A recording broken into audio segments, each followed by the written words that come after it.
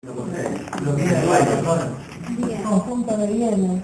En realidad se entiende que son conjuntos de derechos, conjuntos como de bienes, pero estos son conjuntos de derechos.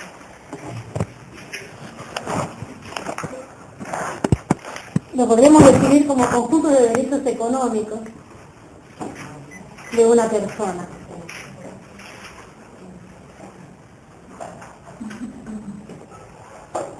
Es la garantía común de todos los acreedores. Esa definición la van a escuchar siempre. La garantía común de todos los acreedores.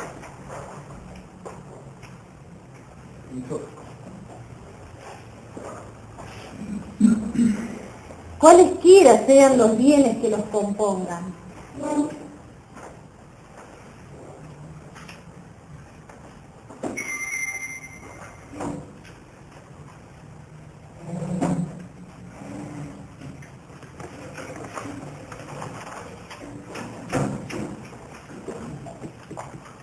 Entonces, más que una definición, lo que estamos viendo es la utilidad que tiene el patrimonio. Porque en definitiva lo que importa del patrimonio es esto. ¿Cuál es el sentido del patrimonio? El sentido del patrimonio es esto que ustedes anotaron recién, que es la garantía común de todos los acreedores.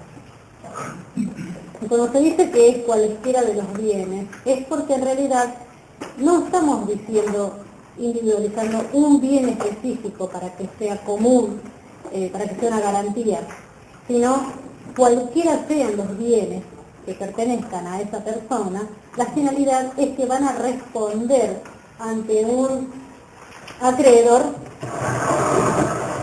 como una garantía. Dale.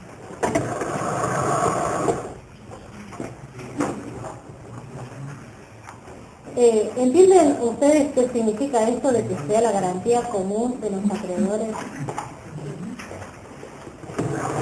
¿Qué significaría? ¿De qué estamos hablando cuando decimos la responsabilidad civil? Sí. Estamos hablando de acreedores, de la responsabilidad. Estamos hablando entonces, alguien dijo acá, ¿cómo?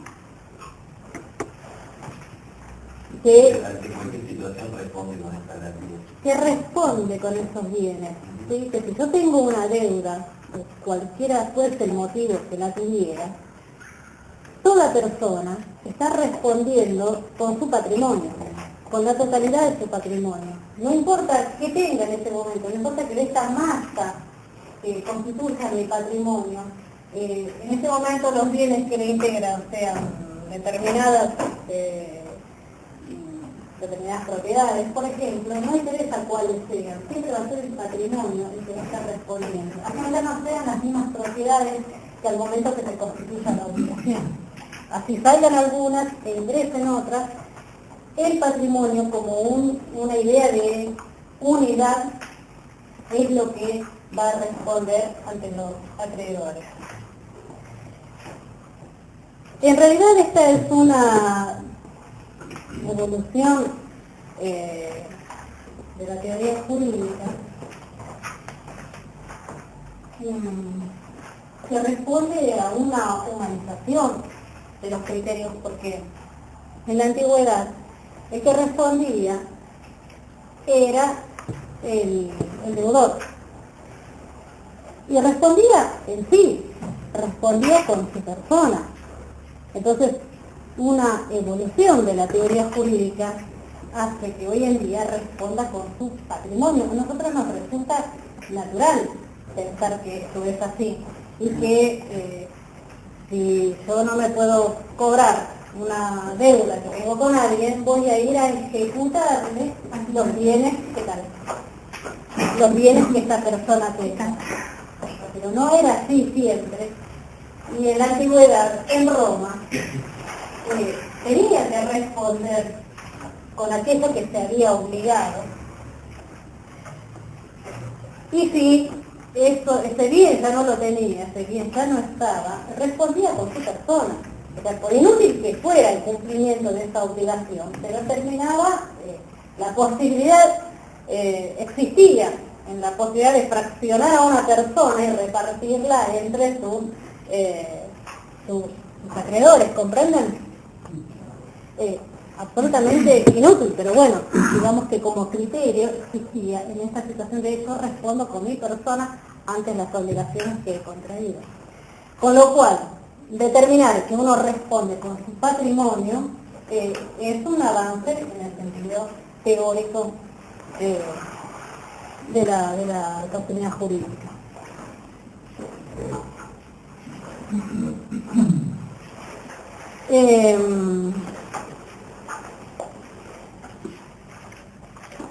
Podemos decir que los caracteres que se le atribuyen al patrimonio, después vamos a ver que en realidad hay una discusión doctrinaria que yo creo que no tiene mucho sentido a esta altura, que tiene que ver con que si el patrimonio es un atributo de la personalidad o no. ¿Ustedes qué atributos vieron de la persona?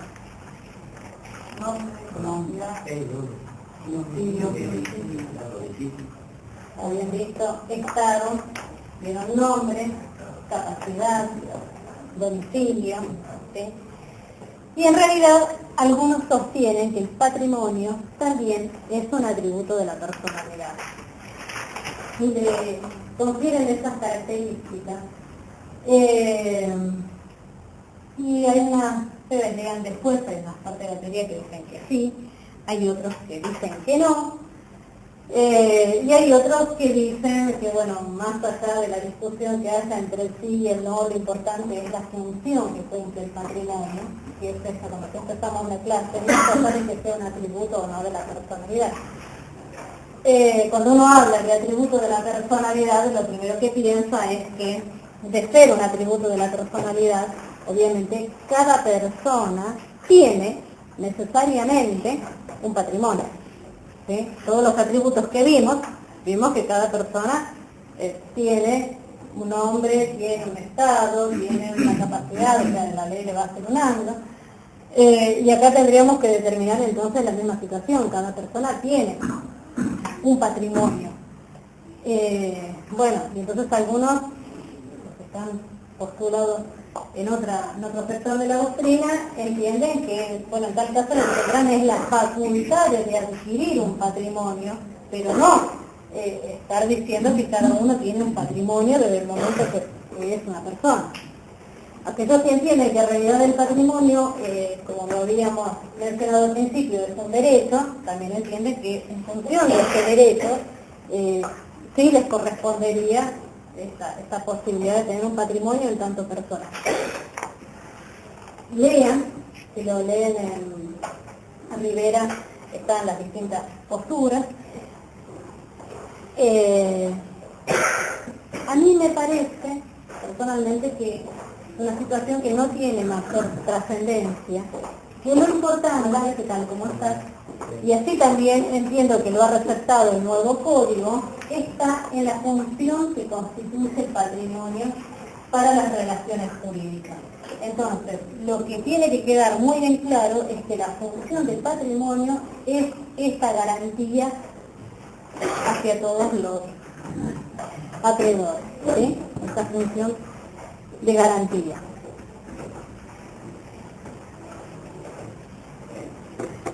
Bueno, caracteres que se le... ¿Qué tal? ¿Cómo estás? Seguimos. Los caracteres que se le atribuyen, la universalidad.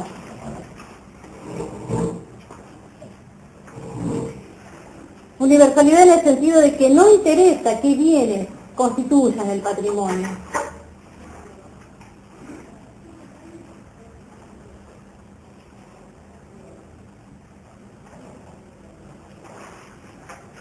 Siempre va a ser idéntico a sí mismo. El patrimonio va a ser el patrimonio. No importa si los bienes salieron, ingresaron, si se cambiaron, el patrimonio será único y será idéntico a sí mismo.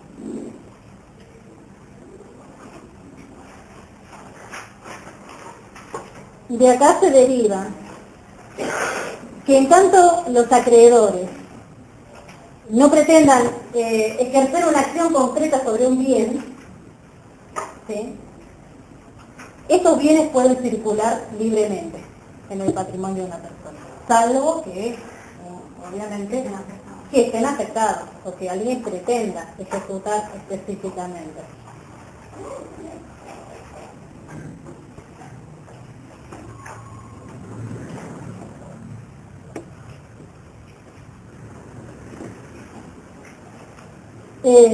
Bueno, los que sostienen esta teoría entienden que el patrimonio es necesario porque lo entienden como atributo de la personalidad,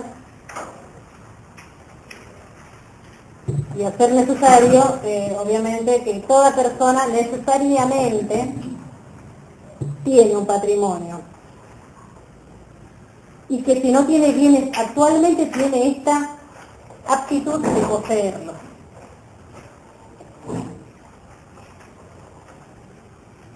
Otra característica es bueno, habíamos dicho la universalidad, la otra es la unidad, y acá es el principal,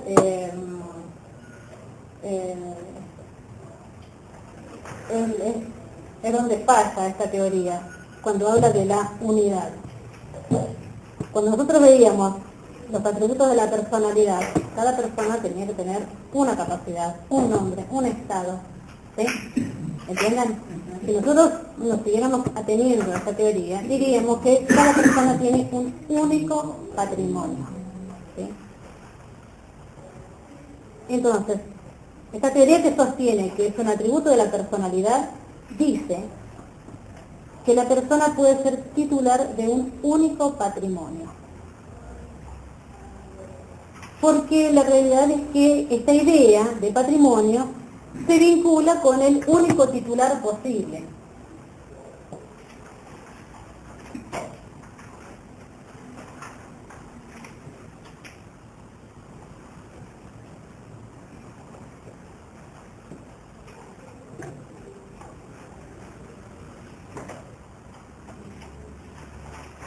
Y acá es donde tenemos una fisura muy grande y donde se diferencian las otras teorías. ¿A ustedes les parece que las personas pueden tener un único patrimonio?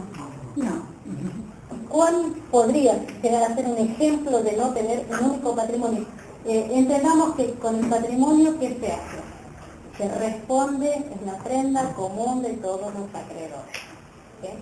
Entonces, si nosotros, si en la primera de las ideas que nos surge, que nos viene a la mente decir, no podemos tener más de un patrimonio, no mezclemos la idea de patrimonio con la idea de bienes. ¿Sí? Porque recuerden que el patrimonio es esta unidad de bienes, esta unidad de derechos, que no importa que los bienes circulen, entren y salgan del patrimonio de una persona, lo importante es la garantía, es la función que cumplen. Y la función que cumplen es que con todo este patrimonio que tiene una persona, va a responder frente a sus deudas. ¿Sí? Entonces, entienden que ese es el concepto y la idea de patrimonio. Entonces, le pregunto entonces a ustedes, desde la claridad de este concepto, ¿es posible que una persona tenga más de un patrimonio? No, porque son conjuntos. Pregunta. ¿Y qué es familia? Porque no responden con el mismo. Ajá. Y entonces, no pregunto, ¿dónde queda? No, más que preguntemos, elaboremos, entre todos, a ver, porque no, me preguntan y... No se puede tocar, a ver, le pegué la respuesta y calcule que estamos con un código nuevo, no pegué la respuesta de mí, ¿sí? También pone que no puede responder. Pero sí, es patrimonio también. ¿Es patrimonio de tu familia? Sí, porque está en el conjunto de derechos. Perfecto, es patrimonio, está dentro del conjunto de derechos. Pero al no responder con eso, serían dos patrimonios distintos. No, es un bien que con el cual no pueden responder, es una garantía por una Sí, pero patrimonio Es algo, en tal caso podríamos ir apuntando a que es un bien que está afectado. Porque está dentro del conjunto de los bienes, Ajá, que no pueden ser respondidos ante la como garantía ante el acreedor. bien. Entonces, acá ya tenemos, por ejemplo, una idea. Y no sé, ¿cuál está la excepción? Podría ser. A ver, busquemos otra. Pero bien, acá tenemos una situación en la que decimos, yo tengo un patrimonio, pero este patrimonio no está cumpliendo la función a lo que tanto estamos hablando acá. Claro, porque yo tengo acá de pronto esta situación concreta y la verdad es que en mi casa, si está afectado al bien de familia, ante una deuda que podemos saber cuáles son las características, pero tiene que ser una deuda posterior a la inscripción como bien de familia, ¿sí? En este caso, tengo un patrimonio que no responde. Responderé con lo otro. Y si no está embargado por algún juicio, se puede. Porque si está embargado por el juicio, no se puede tocar. Ajá, acá surge otra situación. Me están diciendo, a ver, hay bienes que puedo yo tener, que pueden no responder porque ya están teniendo como garantía específica de una manera. Por ejemplo, están embargados por un juicio. Entonces, ese bien que está embargado por un juicio no me va a responder como garantía hacia otro, ¿sí? Hacia otras deudas. Eso es lo que ella dice. Bueno, son todas situaciones que en la práctica se dan, que en realidad tienen que ver con esto, hasta dónde podemos sostener una teoría jurídica cuando vemos que por ahí en la práctica exactamente no funciona así. Dijiste algo. Las herencias. Las ¿Qué herencias. pasa con las herencias? ¿Qué pasa con las herencias? Frente a los acreedores. Bien. No. ¿Qué pasa con las herencias frente a los acreedores? Si te dejaron una deuda. Claro, Más grande de lo que te dejaron en la casa. ¿Qué pasa? ¿Qué pasa? Si te dejan una deuda más grande que la herencia.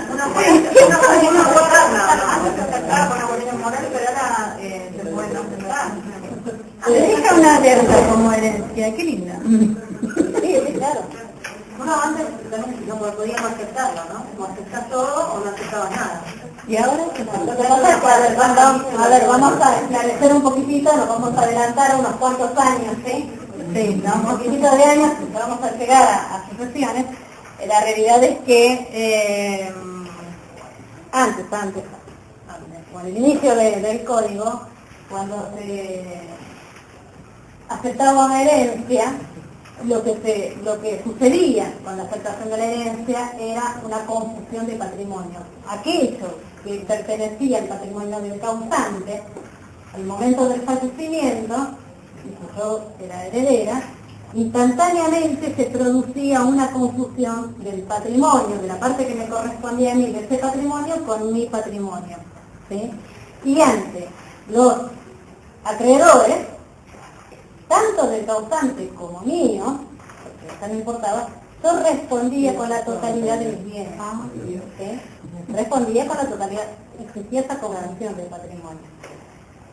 Esa situación después se suprime, y con la ley 17711 se establece lo que se llama el beneficio de inventario. Entonces, con el beneficio de inventario, esta situación ya no es exactamente así, y lo que establece la ley es que, salvo por algunas circunstancias especiales, no existe esa confusión de patrimonio. El patrimonio que pertenece al causante, y acá es lo que vos decís, y en esto es lo importante, el patrimonio que pertenece al causante no se confunde con mi patrimonio. Es un patrimonio que mientras dura este estado de indivisión hereditaria, mientras yo no la incorporo como parte de mis bienes, la realidad es que yo como heredero tengo patrimonio que me corresponde a mí y tengo además otra masa que pertenece al patrimonio que heredé del causante. Y estas masas no se confunden, ¿sí? Ante las deudas que hubiera tenido el causante, responderé solamente con el patrimonio de él. No voy a responder con el mío. ¿Comprenden?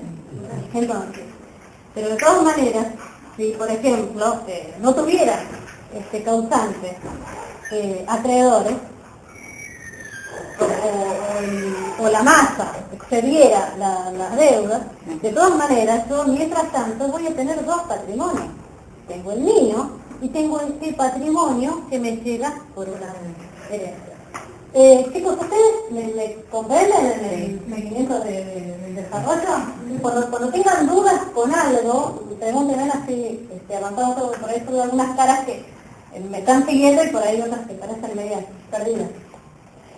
Entonces, esto es un claro ejemplo de que esta teoría, cuando estamos diciendo que existe una unidad de patrimonio y que cada persona puede tener un solo patrimonio, la realidad es que en la realidad vemos que, claro, que no coincide, que hay situaciones. Entonces, los más claros ejemplos son los patrimonios que nos vienen por herencia.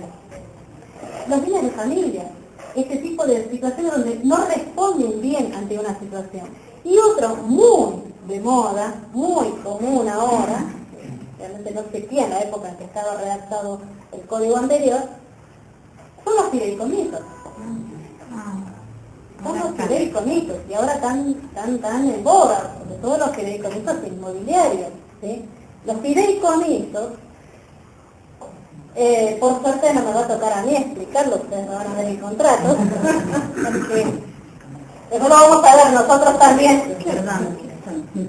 Exactamente es eso. Si me preguntan a mí qué es un fideicomiso, es un patrimonio, es la posibilidad de crear un patrimonio separado. Yo separo un patrimonio que está destinado a un fin.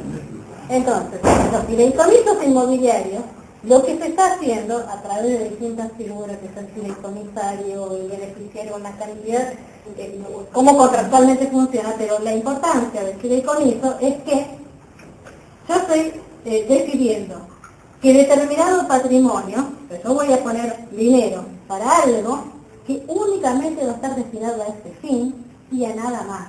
Entonces, el dinero, el patrimonio que yo invierto, que yo tengo destinado en este contrato de fideicomiso, ustedes lo van a ver en contrato después, solamente está afectado a este fin y no responde ante las otras deudas que yo tenga. O sea, que lo separo del patrimonio como estoy aparte. teniendo, ahí, aparte. este es otro ejemplo de un patrimonio separado, igual que el de las herencias, ¿sí? Estoy teniendo patrimonios separados, con lo cual, esta teoría de que una persona solamente puede tener un solo patrimonio es por donde más no se puede sostener, y de ahí es que los otros sostienen el patrimonio no es un atributo de la personalidad. Una persona puede tener más de un patrimonio y estar afectado a distintos pagos de distintas garantías. ¿Comprenden? Espero que sí, igual ustedes lo van a leer en Rivera. Yo se los trato de hacer de la forma más digerible posible, pero ustedes vayan a leerlo igual. Después me consultan las cosas que les han parecido más complicadas. Pero intenté hacérselo de la forma más clara. Es decir, A partir de esta unidad se sigue considerando como mira, aquí que es un atributo de la personalidad, una de las características. A mí me parece que esta no tiene tanta importancia teóricamente esta discusión, sobre todo porque el nuevo código, yo me traje este viejo porque ¿te acordás que el código? A ver, ¿dónde estamos? En artículo 242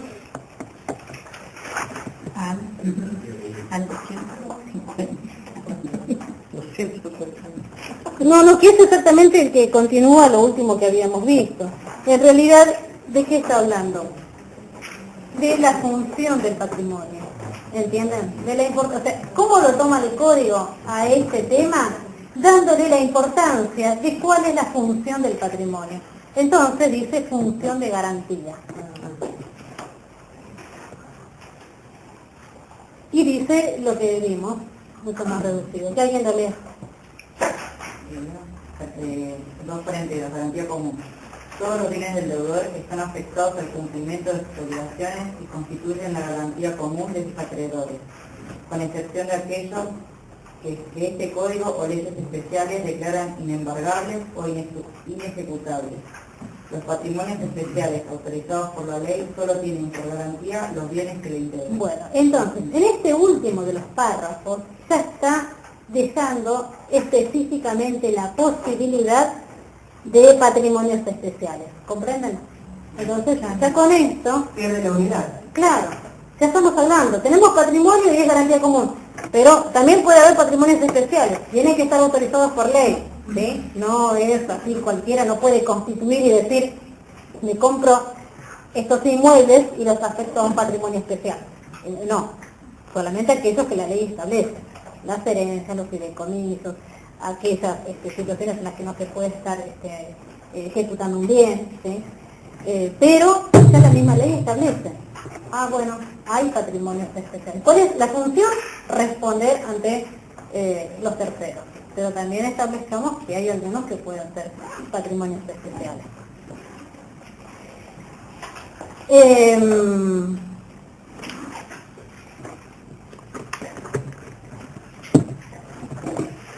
A ver, para seguir un poquito lo que es el programa. ¿Y dónde estamos con ustedes? En la en el 3. sí. Claro, vamos a el próximo ejercicio. Y así estamos. Claro, no, pero yo les expliqué, Rusa está hablando de la causa de las relaciones jurídicas y yo les estoy hablando del objeto de las relaciones jurídicas, para que lleven un esquema y no se confundan. Salvo la clase que lo vine a suplantar, yo estoy con este tema bastante más aburrido. siempre me hace lo mismo.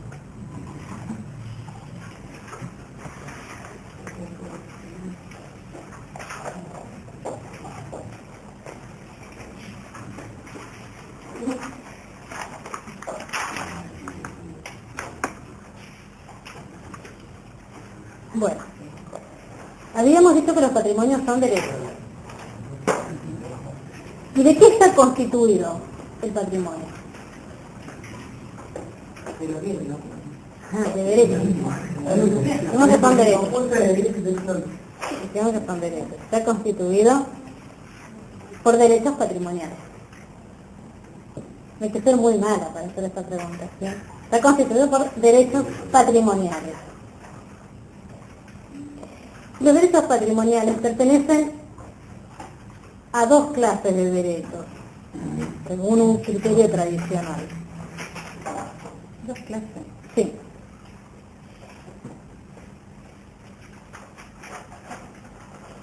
Y tiene que ver con lo que podemos hacer las grandes diferencias, que ustedes lo van a ver específicamente en cada una de las materias que van a cursar después de terminar esto. Acá vamos a ver solamente la denominación, tiene que ver con lo que son los derechos personales o creditorios,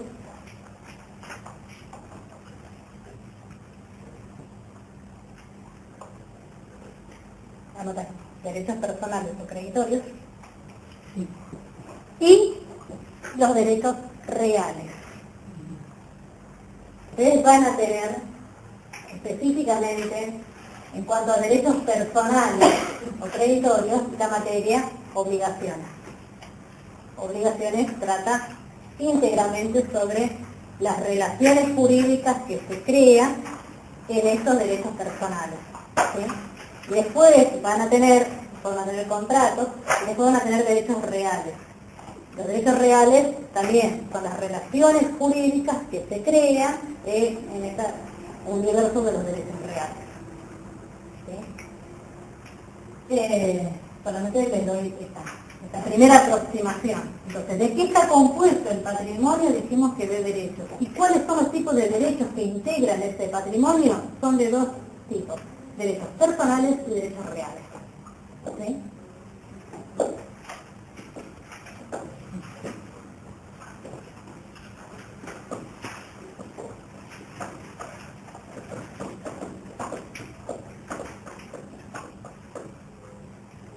Bueno, ¿ustedes tienen idea qué son los derechos reales?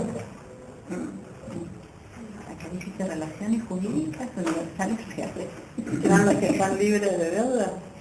Ajá. Derechos reales. Creo que lo tienen en el tercer año. Los derechos que uno tiene sobre las cosas. Ahí está. La Tiene que relación y la cosa. ver con esto, con la relación jurídica que se crea sobre las cosas. Y recuerdan que vimos cosas, ¿sí? Es un concepto jurídico. Y es tan importante para el derecho que en base después a ese concepto jurídico se forma toda una rama del derecho que son los derechos reales. Aquellos que se dedican a cuestiones inmobiliarias, a cuestiones notariales. Es tan importante tener en claro esto porque cuando se tienen que hacer inscripciones de bienes y todas esas cosas, exactamente estamos hablando de las cosas, ¿sí? Así que bueno, arda materia de derechos reales es extensa.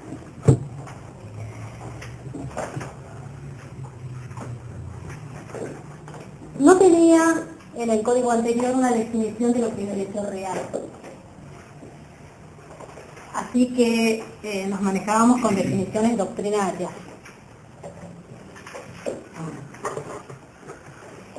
Más o menos como que dentro de lo que se entendía como definiciones podía decirse que el derecho real era aquel en que ninguna persona es individualmente sujeto pasivo del derecho. Ahora voy a explicar qué es eso. En otra parte se decía un derecho real es aquel que da la facultad de sacar de una cosa cualquiera un beneficio mayor o menor. Todo eso lo encontrábamos en distintas partes del Código de Bellas. A los redactores de este nuevo código les ha parecido útil hacer una definición de derecho real, lo cual me parece que está bien para la parte de comprensión. Por eso lo han hecho con la claridad de especificar después cada tema y no tener que volver sobre lo mismo. Así que si ustedes leen el artículo 1882,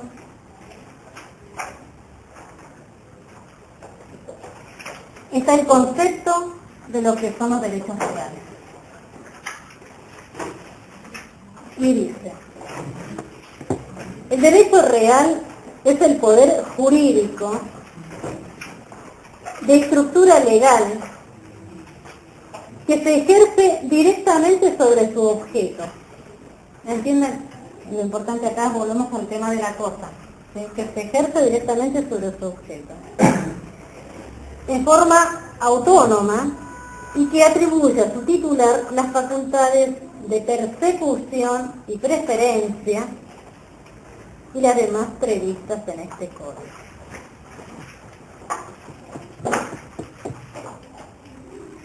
Entonces,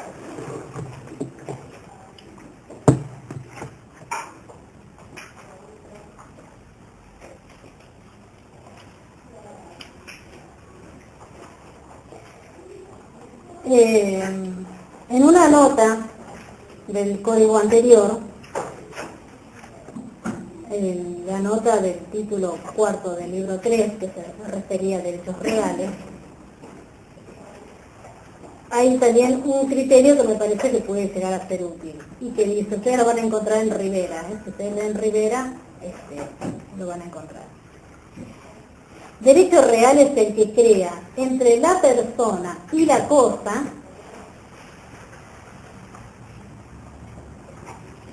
una relación directa e inmediata, de tal manera que no se encuentran en ella sino dos elementos: el sujeto activo del derecho y la cosa que es el objeto. Esa es la característica del derecho real. Es una relación entre la persona y la cosa. A ver, los derechos reales únicamente están establecidos por ley. No se pueden crear derechos reales como yo quiera. No puedo decir, voy a tener un derecho real con esto, no lo puedo inventar. Está establecido por ley y tiene que ver entre una relación entre una persona y el objeto. ¿Qué se les ocurre a ustedes? El patentamiento de un invento. Una medianía. Un libro. Una categoría. Derecho a Bien, acá. Esto que han dicho, salvo lo del patentamiento, porque ahí estamos hablando de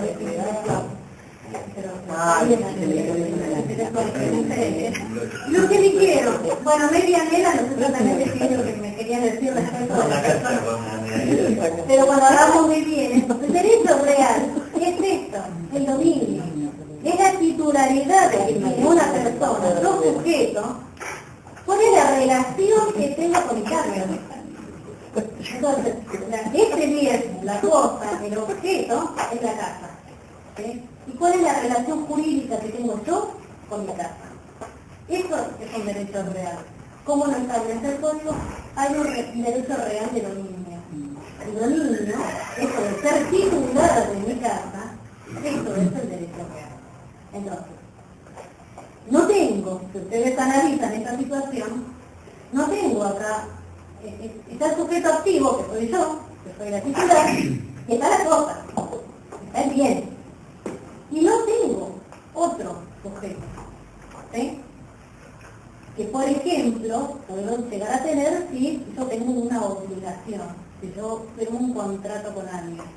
Normalmente las obligaciones involucran a dos sujetos, uno activo, uno pasivo y una prestación. ¿Sí? ¿Entienden? Eso de sujeto activo, si yo... A ver, ustedes acá tienen un contrato con la universidad, donde ustedes como alumnos tienen una obligación y tienen que venir a pagar una cuota, y es la parte que ustedes tienen que cumplir como obligación. ¿Comprenden? La universidad se obliga a prestarles un servicio. Entonces, en la relación contractual que ustedes están teniendo en este momento, hay un sujeto, que ustedes lo quieren ver como destinatarios de la prestación, un sujeto activo que son ustedes. ¿Sí? Un sujeto pasivo que les tiene que estar dando este servicio, que es la universidad. Y una prestación concreta, que es esta clase que ustedes están tomando. ¿Comprenden? Eso es el esquema habitual del otro tipo de derechos, de los derechos personales o creditorios. Yo les dije, el patrimonio está constituido por derechos. Hay dos tipos de derechos, los derechos reales y los derechos personales. ¿Comprenden? Los reales es la relación que tiene una persona con la cosa, que son aquellos que establece el código y que tenemos como ejemplo más claro el dominio de un bien. ¿Sí? Y entonces ahí les traje como ejemplo esto otro para que ustedes adviertan que solamente está el sujeto que interviene y la cosa. Y no tengo el otro sujeto. En los derechos reales no tengo otro sujeto. Es la relación jurídica del titular con la cosa. Cuando salimos de los derechos reales y nos vamos a los derechos creditorios o personales, que en las materias que ustedes van a ver en obligaciones, van a ver que la característica de los derechos personales es que tenemos sujeto activo, sujeto pasivo y la prestación. Y tiene que ver con todos los contratos que uno finalmente establece. Entonces ustedes sacan un mutuo hipotecario, obviamente que ese dinero que se ingresa va a formar parte de su patrimonio, pero estamos hablando de un derecho personal, un derecho creditorio. Ustedes van a tener una obligación de pagar al banco, el banco tiene que otro sujeto y la prestación es ese dinero que a ustedes les ingresó del patrimonio. ¿Comprenden? Por favor, dígame que sí. Que si no, no tengo que explicarlo. ¿Cómo? Bien. Ese es un reto. A ver, yo quería que entendieran yo quería que entendieran el concepto. ¿Entendieron lo que es el derecho real? Sí. Entonces, la característica principal es que no tenemos otro. No tenemos otro. Algunos dicen que en realidad no es que no hay otro, porque vieron cómo son derechos. Ninguno se queda conforme cuando enseguida inventan otra teoría. Que en realidad no es que no haya otro, sino que sí hay un tercero, otra teoría. Y que ese otro que interviene en esta relación sería todo. Pero es todo lo demás. Como todo el resto de la población. Eso dicen algunos. ¿Por qué? Porque lo que existe en realidad es la obligación de todos de de aceptar este dominio que yo tengo. Ninguno puede atacar mi vivienda. Y lo real no es que sean sujetos pasivos esos demás, sino que lo que sí tienen, es una característica errónea del derecho real, es que todos los demás tienen que aceptar esta relación jurídica que yo tengo. Pero que en realidad no hay un sujeto pasivo. Eso lo van a ver en Rivera, también es de las posturas respecto de las características del derecho real. Pero no podemos pretender que alguien venga a atacar un derecho real poniéndose como sujeto pasivo.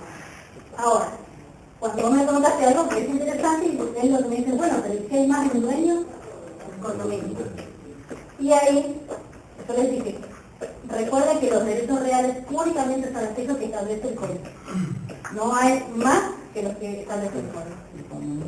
Y el condominio es uno de los derechos reales que establece el código. Entonces, titular de un bien puede ser una persona, pueden ser varias personas respecto de este bien. En este caso, todos los condóminos van a ser sujetos activos respecto del bien. Entonces, respecto de ese bien, es una no significa que entre dos condóminos puedan llegar a haber algún tipo de relaciones personales diferentes. Dijiste que en el derecho personal está acá el sujeto activo, Pasivo y la prestación. y la prestación. A ver, ¿qué más le puedo decir de derechos reales que no? No sé, Sí, en la hipoteca, está como bien. derecho real. Sí, Yo lo entiendo como derecho real. Con la hipoteca, uno está con hipoteca, le dan plata y tiene que responder sobre esa plata, Sí. y el bien queda como garantía de su préstamo. sí. ¿No entiende por qué es real? Sí, la prenda también, sí, porque en realidad dentro de lo que se entiende como derechos reales es una relación que uno tiene con un bien, es una relación especial. La hipoteca, la prenda, la adquisición, en realidad son relaciones de garantía que uno tiene con ese bien, ¿sí? Cumple la función de garantía, pero no se puede, es tan específico y está determinado a ese bien que en realidad es como que podemos hacer una diferenciación de los derechos reales, algunos como de propiedad y otros de garantía. Entonces, la hipoteca entra dentro del derecho real de garantía, y se llama así, derecho real de garantía, lo mismo que una prenda. ¿Cuál es la diferencia entre una hipoteca y una prenda? Y ¿Qué es la prenda? la prenda está más que nada, digamos, a un bien movible. Esa es la diferencia. La hipoteca tiene que ver con una garantía específica sobre un inmueble. Y la prenda es para los bienes muebles, no rodados. Normalmente los vehículos, las motos, ¿sí? Tenemos sobre eso una prenda. Pero cumple con derechos reales de garantía. ¿Los dos son la hipoteca y la prenda? Sí. Bueno, el código anterior daba muchas menos cantidades de derechos reales que este. Establecía bastante menos. No, eso es nuevo, absolutamente nuevo. Nuevo en el nombramiento. Sí, es que existía. Entonces, ustedes lean el artículo 1887 y ahí están enumerados cuáles son todos los derechos reales que el código crea. Y ahora son bastante más que lo que teníamos el mes pasado. Eso está dentro de la Está dentro del patrimonio, dentro de lo que es la diferenciación entre reales y personales. A ver.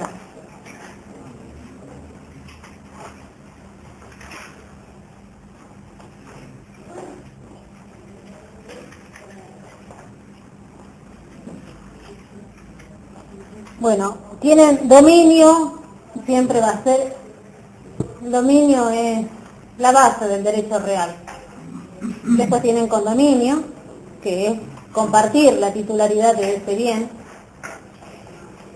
Agrega la propiedad comunitaria indígena, que antes no existía. Igual ustedes después lo leen en el artículo. La propiedad horizontal,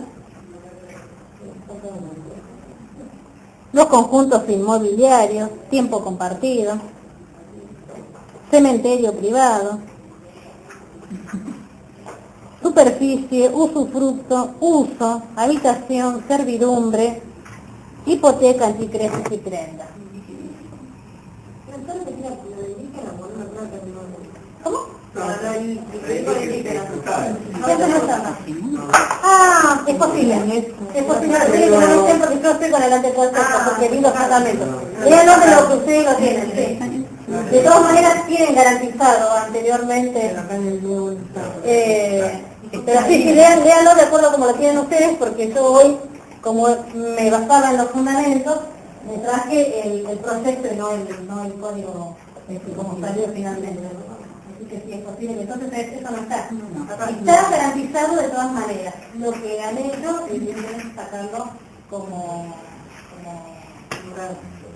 sí, como característica del derecho real, pero de todas maneras lo han garantizado.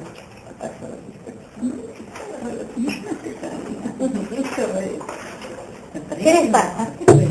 No, pero Esto entra dentro del...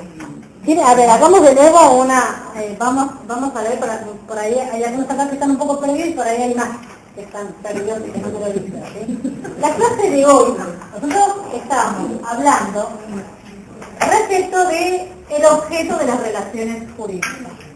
Dentro del objeto de relaciones jurídicas vimos la primera clase lo que es bienes, lo que es cosas, ¿sí? Recuerden que la energía se lo considera como bienes, recuerdan eso, como estaba determinado en el código. Bueno, la segunda de las clases vimos algo muy usual dentro de los bienes y que es el dinero. Vimos toda la clase de lo que tiene que ver con dinero, ¿recuerdan? Y entonces, te quedas. Y entonces, dentro de esto, para terminar esta unidad, lo que estamos viendo hoy es concepto de patrimonio. Pero estamos siempre hablando de el objeto de las relaciones jurídicas. Hoy terminamos esta unidad con patrimonio. Entonces ahí empezamos a ver qué es el patrimonio. Y vimos que en realidad no interesaba tanto definirlo, lo definimos así como un conjunto de derechos. Y los derechos vimos que son derechos personales y derechos reales. Y analizamos que en realidad más importante que una definición es saber la función. Y entonces nos fuimos a explicar lo que es la función de garantía del patrimonio, ¿sí? Cuando volvimos sobre qué derechos está constituido, vimos que es sobre derechos personales y sobre derechos reales. Entonces ahí empezamos a tratar de explicar cada uno. Y entramos en lo que es derechos reales. Los derechos reales vimos que es esa relación que tiene un titular con la cosa. Para diferenciarlo de los personales, les puse un ejemplo para que vean exactamente cómo en el derecho real no tenemos al otro sujeto, ¿sí? Sino que hay un solo sujeto en relación a la cosa. Y dijimos que los derechos reales únicamente son aquellos que establece el código. Y lo último que hicimos es leer cuáles son todos los derechos reales que hoy en día establece el código. Hicimos un esquema de la clase acá. Bien. Sí. ¿Qué es la anticresis? Tanto hipoteca, anticresis y prenda son garantías. Son garantías de derechos reales. Luego van a tener clases y clases. De hipoteca, de prenda, claro. Pero ya lo van a estar viendo dentro de lo que, cuando ustedes estudien específicamente derechos reales. Lo que sí voy a marcar un poquito, a ver si se hacen en el 1886, a ver si lo tienen igual que yo.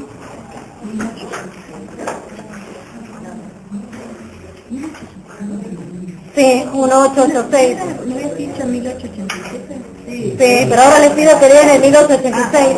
Bueno, no se nieguen tampoco. Sí, se niegan acá, no colaboran. Lean, por favor, el 1886. Persecución y preferencia. Bien, persecución y preferencia. Recuerden que estamos dentro de los derechos reales.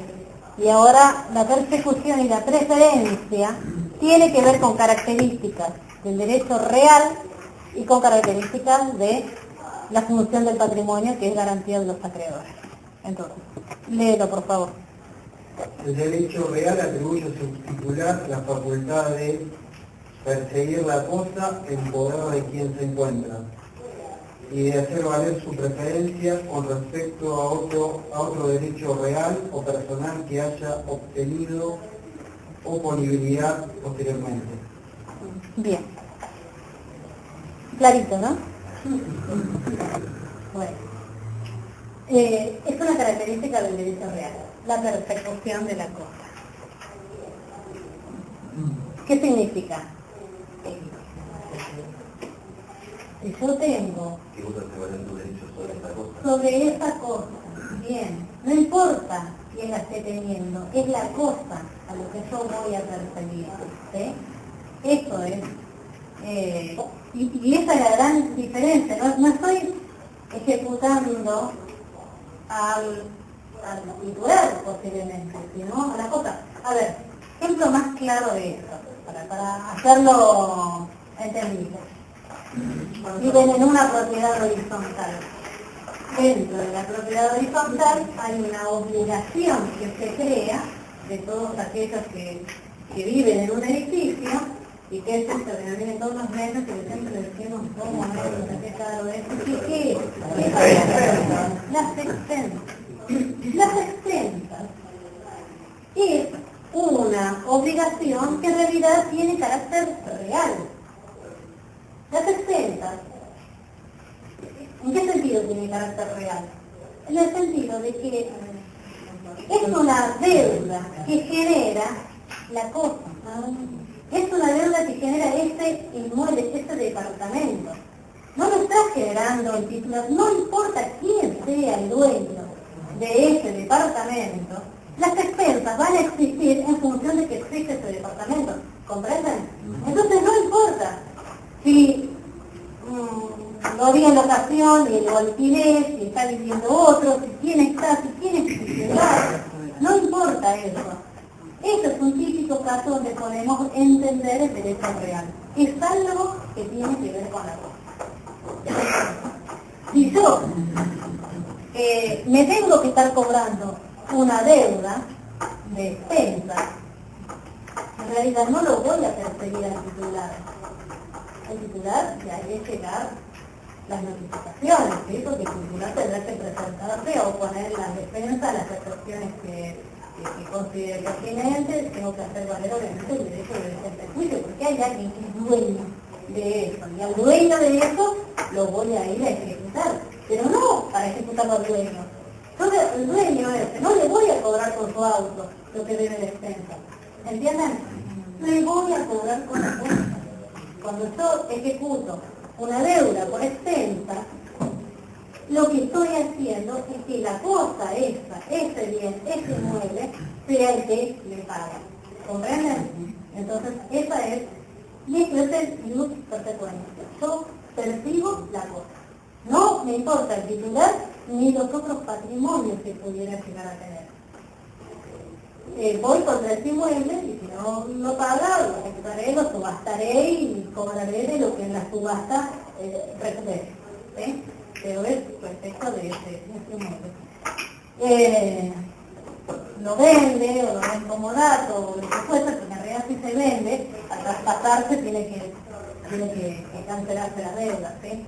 Pero supongamos que lo ven como dato o que lo alquile o lo que fuese, no importa quién esté ahí, el consorcio, de todas maneras, la administración va a ejecutar respecto del departamento. Entonces, eso es el ius persecuendis, que no tienen otros tipos de derechos.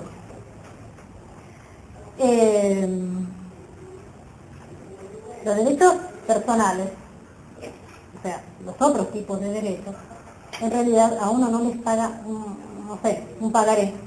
¿Sí? Uno tiene una deuda con alguien y no está pagando esa deuda, que no tengo un bien específico contra el cual voy a ir contra la totalidad del patrimonio, pero no tengo específicamente esta limitación que me da el derecho real. Por un lado, son beneficios, porque primero que nada, este bien va a estar afectado a pagar la deuda que yo tengo. Mientras que yo tengo otro tipo de deuda y no tengo patrimonio, bueno, no va a ser el primer caso, pero hay muchas insolvencias, muchas veces no se pueden cobrar. Esas son una de las diferencias. Entonces, como características, el derecho real es el ius, el sequendi y, ¿cuál es el otro? Y la preferencia, obviamente. La preferencia uno la ve mucho en aquellas cuestiones que tienen que ver con las garantías reales. Cuando uno tiene una garantía, una hipoteca,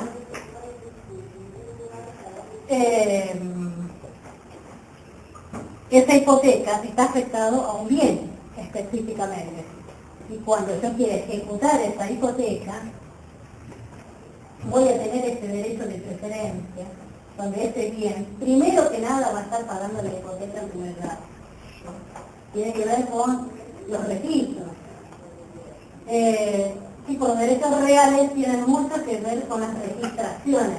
¿Qué son las registraciones? Hay registros públicos donde se inscriben todo lo que tiene que ver con inmuebles, está el registro de la propiedad de inmuebles.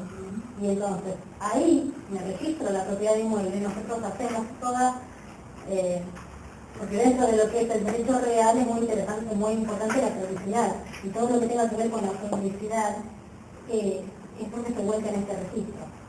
Entonces, el registro de la propiedad de inmuebles, si ustedes alguna vez vieron un pedido de dominio de un inmueble, aquel que lo ha podido ver, va a ver que cuando lo solicita, de un inmueble le aparecen todos los asientos registrales, se llaman. Los asientos registrales es exactamente la historia que fue teniendo ese inmueble desde que se registró al comienzo, y todos los cambios que tienen que ir, que se fueron suscitando respecto de su condición. Por ejemplo, si ha cambiado de dueño, si hubo una compraventa, si hubo hipotecas, no lo que sea en locación, ¿sí? Cuando uno lo da en garantía para alquiler, eso no figura, eso no consta, pero sí los cambios de titularidades, inscripciones de derechos de usufructo. ¿No aparece cuando está en garantía? En el rojo, en el informe de dominio me parece. Hay un informe Hay un informe. ¿Alguien acá es inquilino? Yo. Bueno. Hay un informe de dominio que piden. Sí. Sí, no es tan histórico, pero es otro tipo de... Son dos no informes. sale, no sale para La que... frecuencia sí se aparece. Sale las veces que te Te voy dice. a contar lo que es. Cuando alguien quiere realiza un contrato de locación, para garantizar ese contrato de locación, el contrato de locación es un contrato personal, ¿sí? No estamos dentro de los reales. Un contrato que se firma entre dos personas, el locatario y el locador, ¿sí? Entonces, para garantizar, ¿cuál es la prestación? La prestación son dos, ¿sí? Por un lado, uno está dando el uso y el goce, y por el otro lado, el otro se obliga a pagar un canon locativo. Esa es la prestación, ¿sí? Y las partes, sujeto activo, sujeto pasivo, y luego con el locador y el locatario. ¿Comprenden? Como garantía, o como posible garantía, porque la verdad es que cuántas veces también se vuelve incobrable, se pide, se solicita que se acompañe un bien como garantía de que ese contrato se va a cumplir. Y de ese bien, la inmobiliaria o los que intervienen hacen un estudio comunitario. Mayormente tiene que ver con los aspectos de que coincide la titularidad de aquel que se presenta como garante. Pero si uno lo que hace es un informe de dominio de esa escritura, el informe de dominio lo que le va a surgir es esto que les dije, el último dueño. No el último, todo lo que le surgieron, y hay hipotecas, y tiene que ver con un historial de los derechos reales, de esto. ¿Quiere decir que con este mismo bien puede ser garante de varios? Entonces, lo que se pide normalmente es el uno, que es el informe de dominio, y otro que se llama número 5, que es Capital Federal. que en realidad lo que les da es un detalle de cuántas veces en el último tiempo sobre ese inmueble se pidió un informe de dominio. Claro, ahí uno saca a ver cuántas Entonces, uno lo que ve es, si de este inmueble resulta que yo vengo teniendo el registro de la propiedad desde hace un año, me viene pidiendo muchos informes de dominio, tengo la posibilidad de que en realidad sea un inmueble que está ofrecido como garantía, pero que lo más probable es que el titular se deshaga dentro de poco de esto. Yo no voy a tener garante para tener el contrato de locación, para cobrarlo en caso de que el inquilino no pague. ¿Comprenden? Esto es lo que hace. El número 5 en realidad la frecuencia de las veces que se ha pedido el informe de dominio. Porque si uno presenta un informe, una garantía, supongamos, de los padres de uno, sabés que uno no se pasa haciendo informe de dominio. Es raro que uno esté solicitando informes de dominio seguidos de la propiedad que uno tiene o que tienen los padres. Uno, ¿cuántas veces en la vida uno tiene un informe de dominio? Muy pocas veces. Muy pocas veces. Sí, por ejemplo, cuando lo ofrece como garantía a un inquilino. ¿Comprenden? Bueno, entonces, esto es lo que se ve cuando piden el número 5, es la frecuencia con que se pidió sobre este inmueble un informe de dominio. ¿Sí? Y eso es lo que hace prejuzgar que posiblemente este inmueble en realidad está siendo nada más como ofertado para hacer garantía de inquilino. Me fui para cualquier lado. Todo eso tiene que ver con derechos reales, ¿comprende? Tiene que ver con la registración. ¿Por qué llega esto? Porque es importante. Porque si mis padres me quieren dar la garantía a mi hermana que tenemos alquilando, que no nos alquilaría porque cada una propiedad sin alquiler. No entendí nada. Esa quiso decir. No es la manera. Ay, por favor. Primero creo que tengamos un ámbito de respeto y que todas las, chicos, a mí me es importante saber que cualquier duda que ustedes tengan, me lo expresan, porque seguramente las dudas que uno lo tiene y lo puede decir, y en la manera en que por ahí lo puede estar, les está allanando el camino para otros que también tienen las mismas dudas. Entonces, les pido por favor a todos, tengamos una situación de mucho respeto hacia los compañeros y de cómo cada uno lo puede formular. No es que, si por ejemplo, ella lo que me plantea es, si tengo a mis padres, y tengo 3 hermanos, por ejemplo, y mis padres le da esa misma inmueble de garantía a un hermano, a otro, cuando le da el tercero, y saquen el informe de frecuencia número 5, se va a surgir que 2 veces anteriores hubo un informe de dominio, ¿verdad? Bueno, primero, cuando la titularidad es de los padres, hay mucha confianza. O sea, normalmente es una de las garantías que más se aceptan, porque es un familiar directo que es muy raro que te lo rechacen, porque vos preferís, si vos tenés que garantizar el cumplimiento de un contrato de locación, es preferible que la garantía te la esté acompañando de un familiar cercano y no de un desconocido.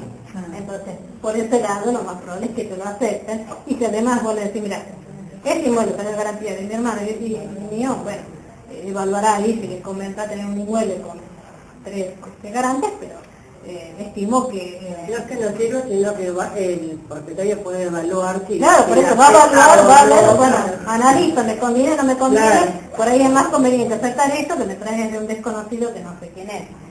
La casa de tus padres la vas a cuidar, es más probable que pagues el alquiler de que la garantía corresponde a tus padres. ¿Y cuando está bien de familia la casa también? ¿No? Bueno, bien de familia, bien, ¿qué pasa? Bien no sirve, dijimos que que tiene que firmar todo. No se levanta bien de familia, no se puede Mire, lo que pasa con bien de familia, y ya les voy a pedir que ustedes lean los articulados, que ha hecho este código respecto de lo que tiene que ver con la protección de la vivienda, incluso un capítulo especial respecto de lo que entiende que es la garantía de la vivienda.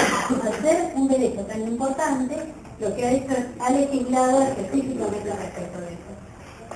Entonces, con la vigencia de este código se derogó la 14394 y en el Código Civil está establecido todo el sistema de lo que es la aceptación de libre economía.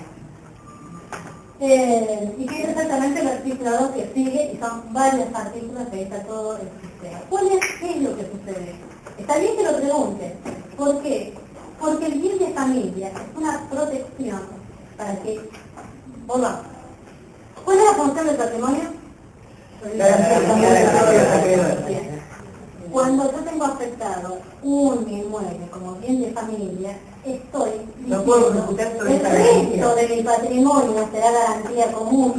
Mi casa no. Mi casa no, porque la ley establece que es primordial que haya una protección de la vivienda para la familia, ¿sí?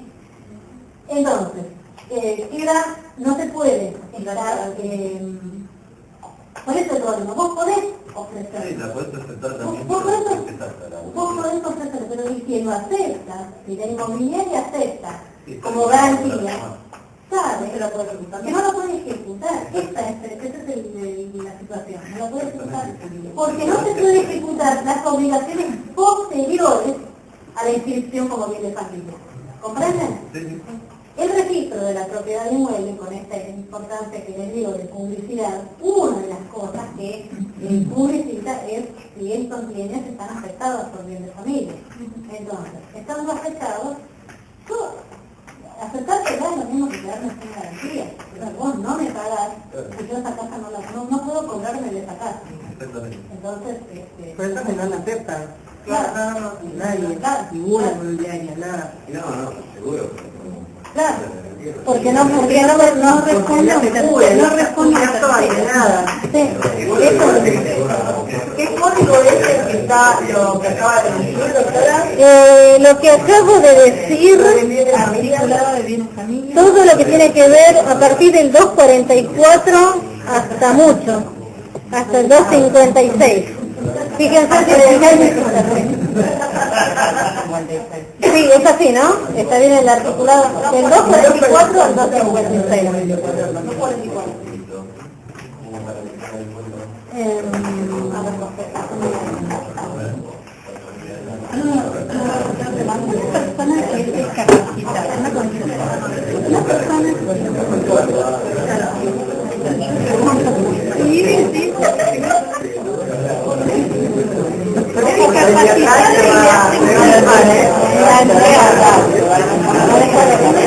Chicos, ¿entendieron?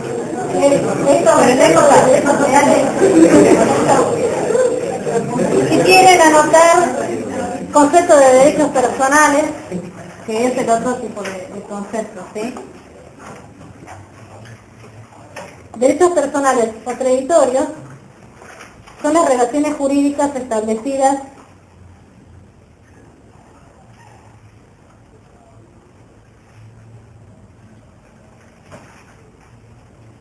entre dos personas.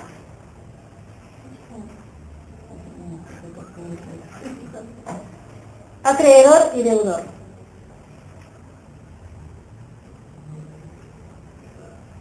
En virtud de las cuales el primero puede exigir del segundo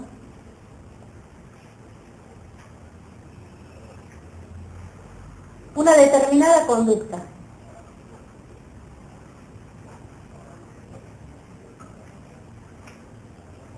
Que se denomina prestación.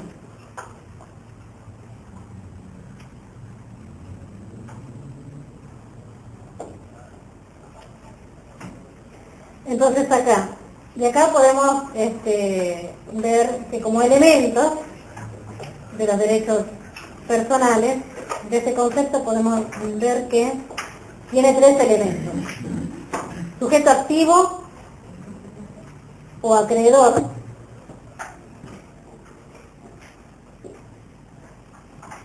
sujeto pasivo o deudor,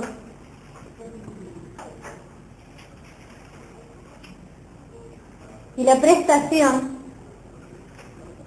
que es la conducta debida todos juntos, ¿eh? Que puede consistir en, como La conducta debida. Debida. Que puede consistir en dar, hacer o no hacer. Dar, no, Que puede consistir en dar, hacer o no hacer. En contrato. Ustedes van a ver después con las obligaciones, exactamente es así. Las obligaciones son de tres efectos. Obligaciones de dar, de hacer o de no hacer. Contrato.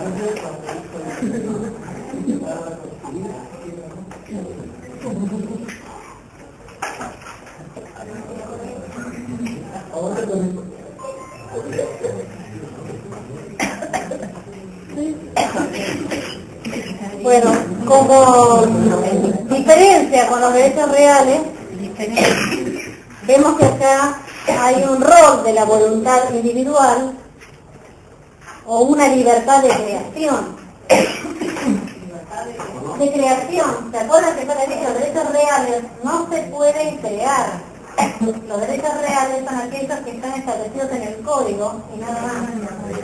Los derechos personales tienen esta posibilidad de que la autonomía de la voluntad sea importante. Uno puede establecer con otro el tipo de contrato que quiera. ¿Comprenden? Pueden ser nominados, innominados, pueden ser físicos o no. Pero no tengo esta restricción que tengo en el derecho real de que no puedo estar creando algo que el código no lo establezca. ¿Comprenden? Esa es una de las diferencias. Otra diferencia es en la cantidad de personas, de sujetos involucrados. Acá tengo la cantidad de tres. sí, acá tengo sujeto activo y pasivo. En el derecho real únicamente tengo el sujeto activo.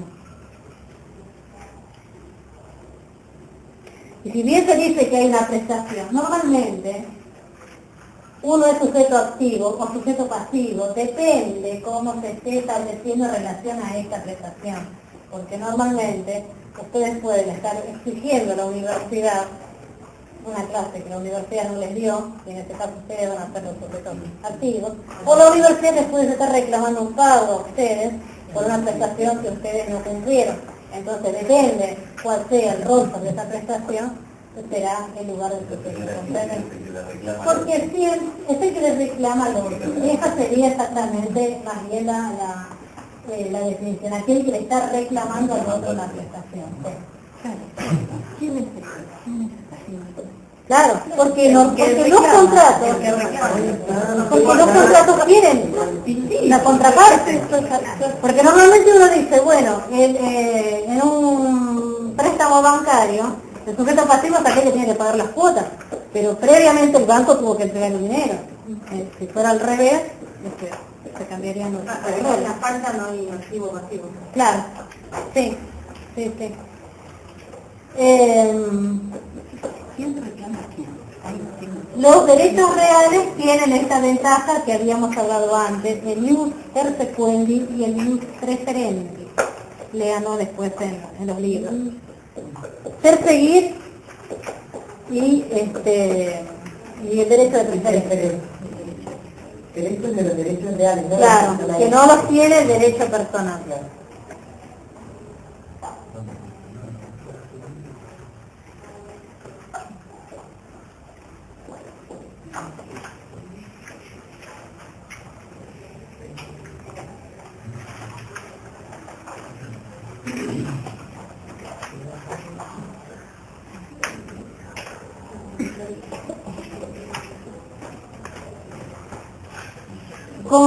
Con respecto de los derechos personales, lo que sí hay es por ahí una diferenciación en cuanto a las distintas clases de créditos.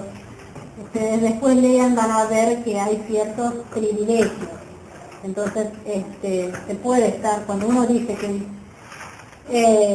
este patrimonio es la prenda común de los acreedores, en realidad tiene que ver con cuál es el nivel de los acreedores, no el nivel económico, sino cómo están establecidos, porque hay veces que hay preferencias de unos sobre otros. Por el tiempo que se presentan. Por el tiempo que se presenta en el uno. Si yo ejecuto primero, voy a cobrar primero que los que vengan después. Entonces, aquel que ejecute después cobrará sobre el resto de lo que yo, lo que quede después de lo que yo cobre. En algunos casos tiene que ver con eso, con aquellos que se presentan primero. En otros tienen que ver con las características de quiénes son los acreedores. Por ejemplo, si yo me presento en una quiebra o en un concurso, y soy un acreedor, soy trabajador, tengo un derecho laboral, tengo una preferencia de cobro respecto de otros acreedores, ¿sí? Porque se entiende que aquellos que se adeudan del salario, al tener un carácter alimentario, tienen un límite de preferencia en el cobro que otros acreedores. Entonces, cuando uno no tiene un nivel de preferencia dentro de los acreedores, se llaman acreedores quirografarios. Quirografarios están todos los comunes. Quirografarios. Y después lo leen en el común y lo van a estar viendo muchas obligaciones. Pero es un estado de acreedores que no hay, la ley no le está asignando un nivel de preferencia para el cobro. Entonces, eso tiene que ver respecto de que cuando yo quiero cobrar, están aquellos que tienen cierta preferencia, ya sea porque van por determinado bien, porque son, tienen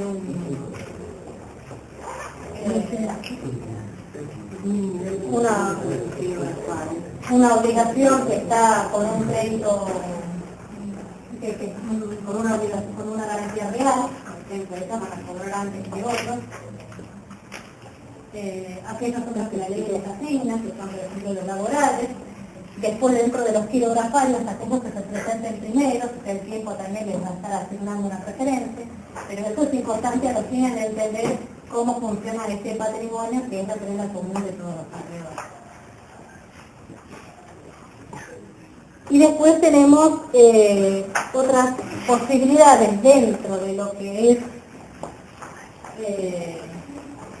esta función del patrimonio como garantía, es lo que se llama acciones integrativas. Acciones integrativas.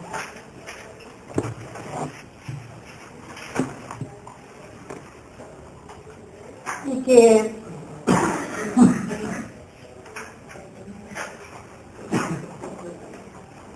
estas acciones integrativas se dan cuando el deudor, que se encuentra insolvente, puede intentar eludir el pago a ellos mediante la enajenación de los bienes. ¿Comprenden? Si yo me insolvento para no pagarle a aquellos a quienes les debo, yo soy el deudor y quiero evitar pagarle a mis acreedores y entonces me insolvento.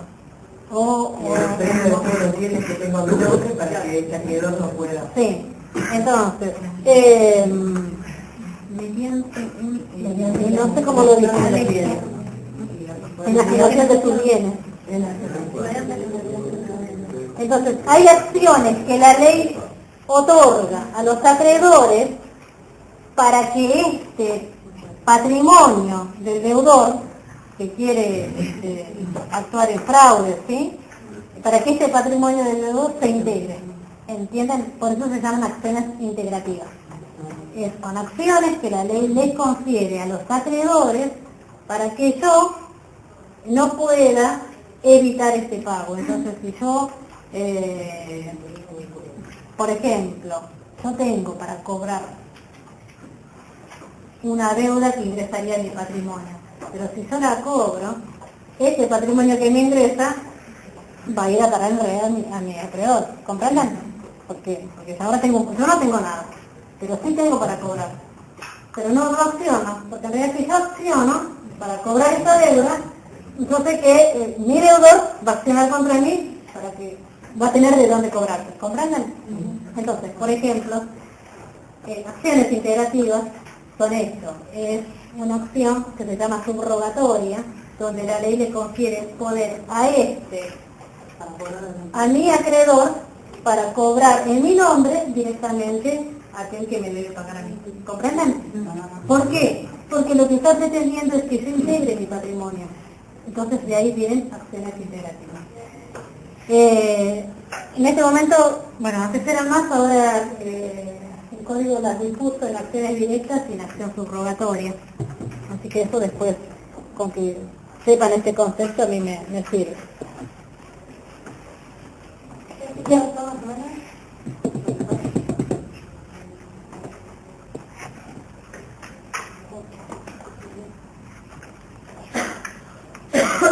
Mira, 736 y 739. Ahí están las definiciones de la acción directa y de la acción subrogatoria. Y a partir del 743, esta explicación de la garantía común de los acreedores, y también el código dispuso aquellos bienes que quedan exentos de los pagos a los acreedores, por ejemplo la ropa y los muebles indispensables, eso no se puede estar cobrando de ahí. Y el 745 hablaba de la prioridad de los acreedores.